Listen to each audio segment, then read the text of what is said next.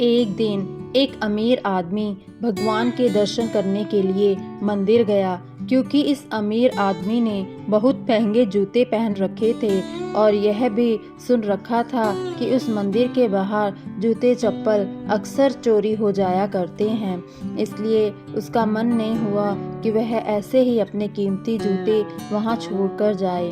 जूते पहनकर वह मंदिर में नहीं जा सकता था और उन्हें ऐसे ही छोड़कर वहां जाना नहीं चाहता था।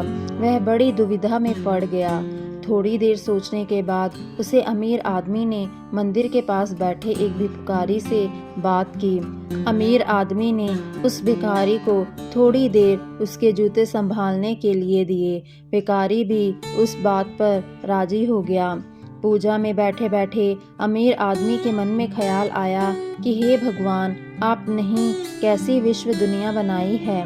मेरे जैसे कई लोगों को आपने पैरों तक के लिए कीमती जूते पहनने लायक बनाया है, लेकिन उस बेचारे भिखारी जैसे अनगिनत लोगों को रोटी खाने के लिए तक भीख मांगना पड़ता है।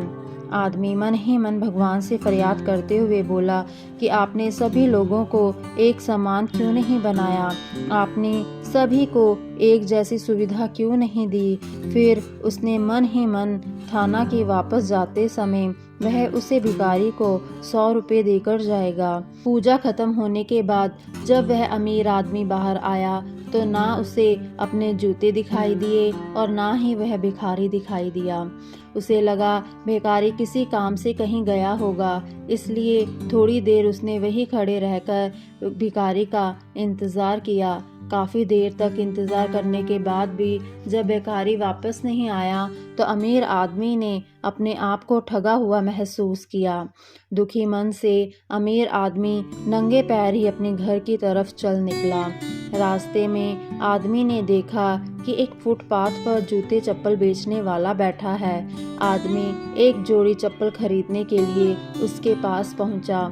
वहां पहुंचते ही अमीर आदमी की नज़र उसके जूते के जैसे ही जूतों पर पड़ी। अमीर आदमी पहचान गया कि ये जूते तो उसी के हैं। पूछने पर बेचने वाले ने पहले मना किया, लेकिन बार बार पूछने पर और दबाव देने पर उसने माना कि यह जूते उसे एक भिखारी 100 रुपये में बेच कर गया है। अमीर आदमी बिना चप्पल खरीदे मुस्कुराते हुए वहां से अपने घर की तरफ नंगे पैर ही चल पड़ा। उसे भगवान से की गई अपनी फरियाद का जवाब मिल चुका था।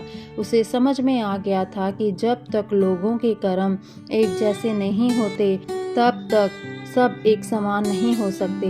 भगवान ने उस भिखारी की तकदीर में 100 रुपये लिखे ही थे, लेकिन कैसे कर्म करके उसे लेना है यह उस भिखारी के हाथ में था। वह चोरी भी ना करता फिर भी उसे 100 रुपये मिलने वाले थे।